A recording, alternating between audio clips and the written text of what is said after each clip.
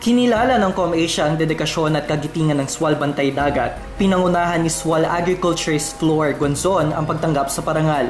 So ang laki-laking prestige ito, karangalan sa amin sa SWAL na nabigyan pansin at nakita kung paano yung hirap, the duties and responsibilities being a Deputy Peace Warden o tinatawag nating Bantay Dagat.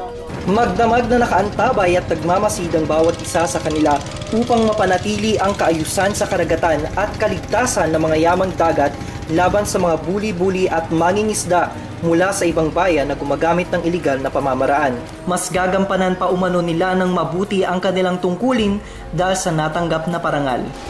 Ang aking makakaya para magawa ko yung trabaho ko bilang isang bantay dagat.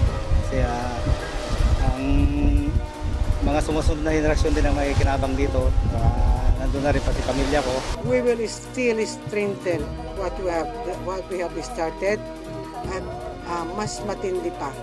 Andiyan po yung mga bantay dagat, pwede nyo silang sabihan, pwede nyo silang kalabitin na may mga ganitong bagay na illegal sa ating kalaap, sa ating lugar. Yan po para sa ganun mas maganda ang buhay natin at mabuhay ang SWAL.